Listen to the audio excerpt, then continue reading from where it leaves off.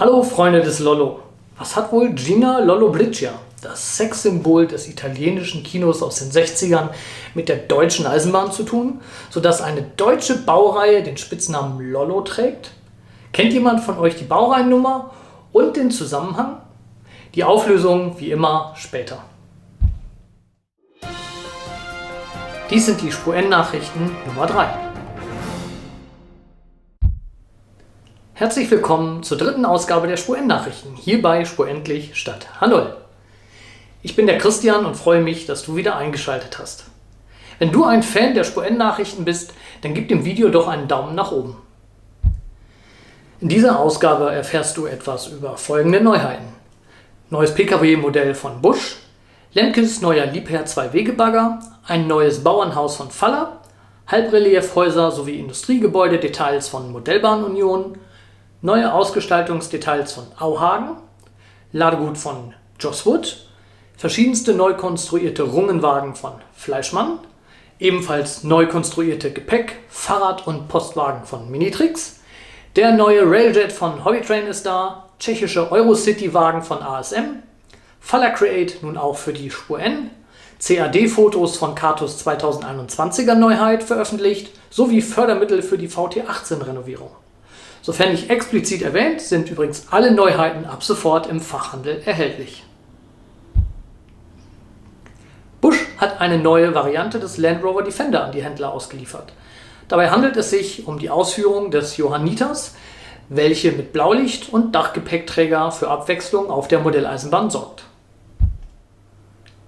Fans moderner Bagger von Liebherr werden sich über den neuen 2-Wege-Bagger von Lemke freuen. Ihn gibt es jetzt in einer Version der DB Netz, sodass er sich hervorragend auf einer Baustelle einsetzen lässt. Aber nicht nur das DB Netz-Logo ist neu an diesem Bagger. Er hat nun einen Greifer statt einen Tieflöffel vorne am Ausleger montiert. Eine kleine Sensation: Faller hat angekündigt, dass neue Spur-N-Fahrzeuge für das Faller Car-System kommen werden. Das ist auch deswegen eine Überraschung, weil aktuell nur ein Chassis-Kit für einen LKW bzw. Bus verfügbar ist. Zudem kommt die Spur N namentlich auf der eigenen Webseite vom Faller Car-System als auch auf der Faller Homepage überhaupt nicht vor. Umso mehr dürfen wir uns als N-Bahner freuen, dass in unserem Maßstab neue Modelle kommen werden. Es ist davon auszugehen, dass Faller diese Modelle mit den Neuheiten 2021 ankündigen wird. Bauernhöfe lassen sich in Spur N mit vielen Details liebevoll ausschmücken und sind immer ein besonderer Hingucker. Faller hat nun einen neuen Bausatz in Spur N auf den Markt gebracht, bei der als sogenanntes Einhaus der Wohn-, Stall- und Scheunenbereich unter einem Dach vereint sind. Der Bauernhof überzeugt durch viele Details an dem Gebäude selber, aber auch durch ein ebenfalls dazugehöriges Wegkreuz sowie eine Güllepumpe. Der optische Übergang zur Wand hinter der Modelleisenbahn ist immer eine besondere Aufgabenstellung für uns Modellbahner. Neben großflächigen Hintergrundpanoramen sind auch Halbreliefgebäude eine gute Möglichkeit, platzsparend Tiefe vorzugaukeln. Modellbahn Union hat 3 neue Fachwerkhäuser in verschiedenen Größen entwickelt, die als Lasercut-Bausatz eine gute und günstige Möglichkeit darstellen, mehr Tiefe zu suggerieren. Meine Frage an dich: Bauernhof oder Halbreliefgebäude? Was kannst du für deine Anlage besser gebrauchen? Schreibt es mir doch mal unten in die Kommentare.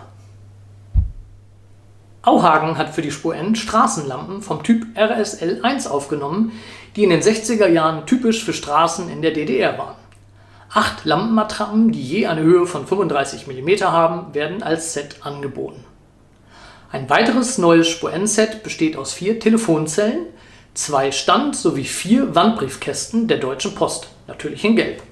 Während diese heute immer seltener im Straßenbild werden, waren sie vor wenigen Jahren aus keiner Stadt und aus keinem Dorf wegzudenken. Jedes Detail macht den Unterschied. So sehen nicht nur wir das, sondern auch die Modellbahn Union und hat verschiedene Lichtkuppeln und Lichttunnel sowie Dachventilatoren für Industriegebäude oder Ähnliches entwickelt, die in verschiedenen Sets erhältlich sind.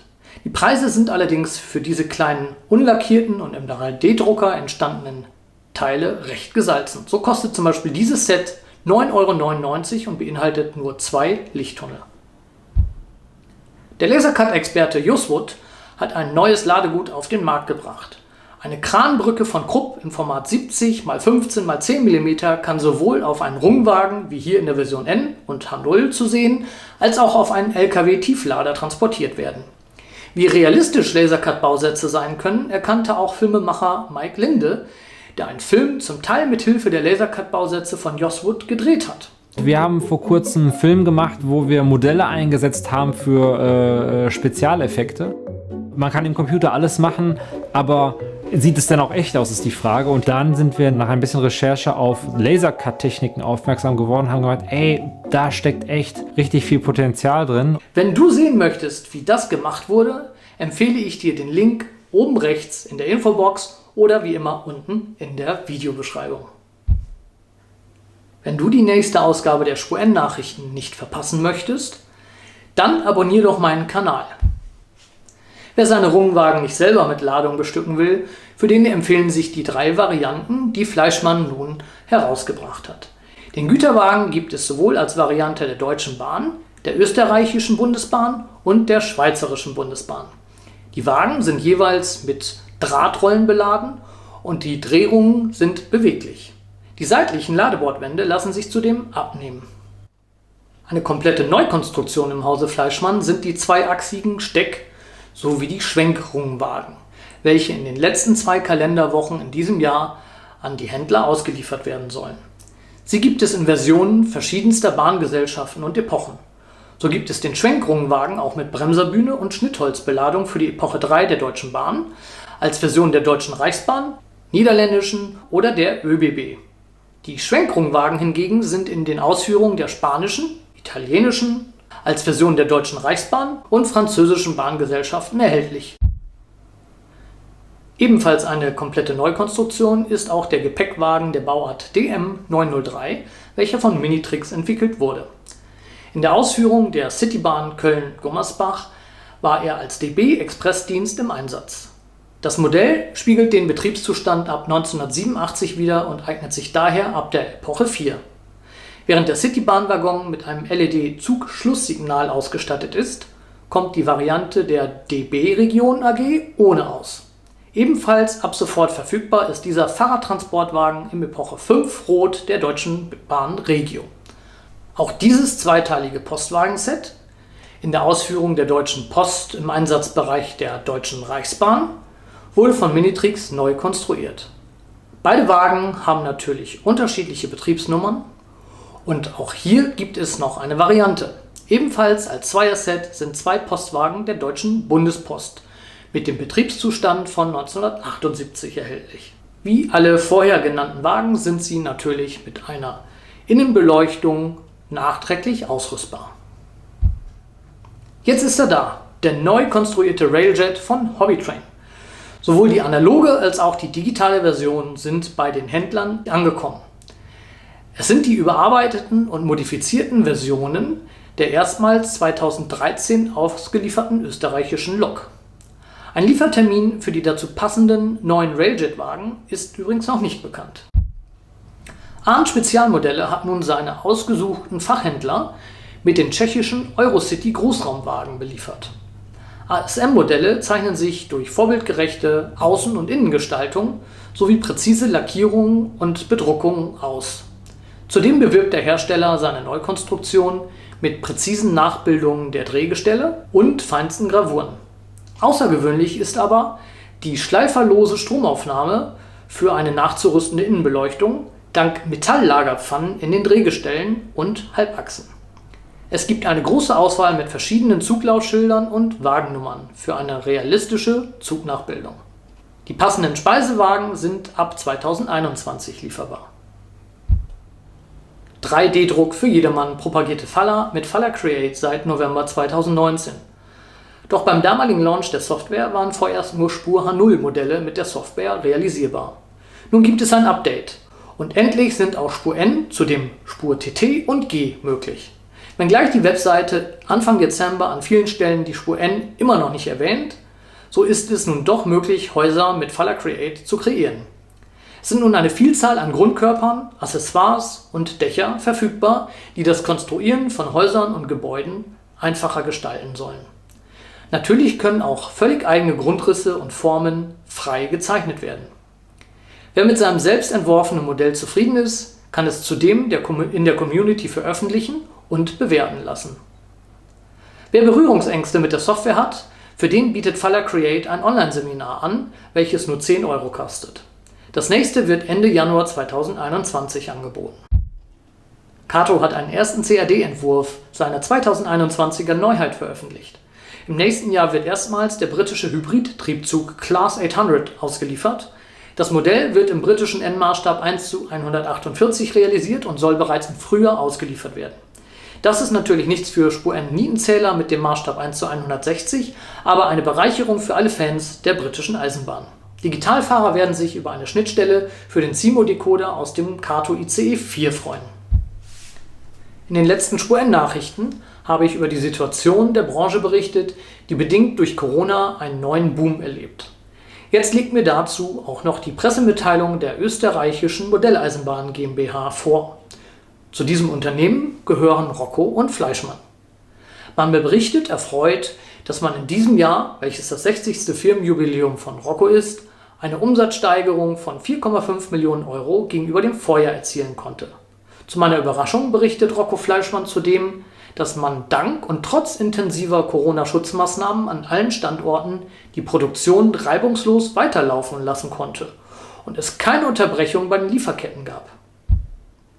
Die Verlagsgruppe Bahn meldet Anfang Dezember, dass mit der aktuellen Ausgabe der Zeitschrift Bahn-Epoche das Magazin in der bekannten Form eingestellt wird. Zukünftig wird die Bahn-Epoche in dem Magazin Bahn Extra weiterleben. Wie das genau aussehen wird, hat der Verlag noch nicht bekannt gegeben. Da Bahn Extra beim Garamond Verlag erscheint, wundert diese Ankündigung zumindest dann doch ein wenig. Welch freudige Nachricht für alle Nostalgie-Fans! Der Bund hat 4 Millionen Euro Fördermittel für den legendären SVT, den Schnellverkehrstriebwagen der Deutschen Reichsbahn, auch VT18 bekannt, freigegeben.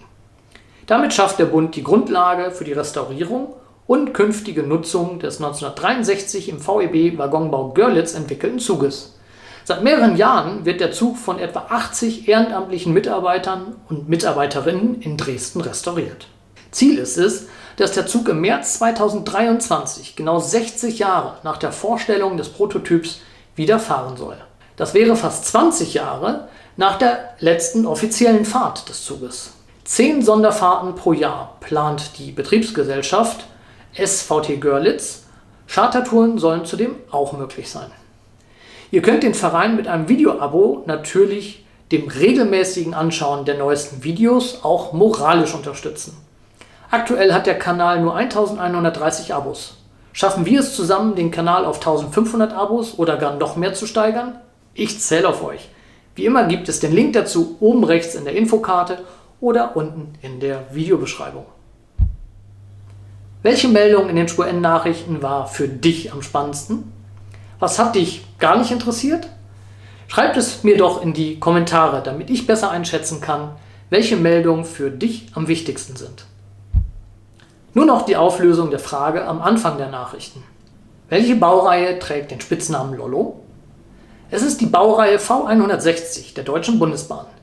Die ersten Vorserienmaschinen haben einen recht runden Fahrzeugkopf. Diese Rundungen erinnerten in den 1960er Jahren wohl einige an die italienische Schauspielerin Gina Lollobrigida, welche auch durch ihre Rundungen bekannt war. Der Spitzname hat sich bis heute gehalten, obwohl bereits ab der 10. Maschine, welche von Krupp entwickelt und später bei Henschel gebaut wurde, die Rundungen deutlich reduziert wurden. Grund waren wohl sowohl Fertigungskosten als angeblich auch ein besserer CW-Wert. Das war sie, die 3. Folge der Spur-N-Nachrichten. Wenn sie dir gefallen haben, dann gib dem Video doch einen Daumen nach oben. Vielen Dank. Bis zum nächsten Mal, euer Christian von Spur Endlich Stadt H0.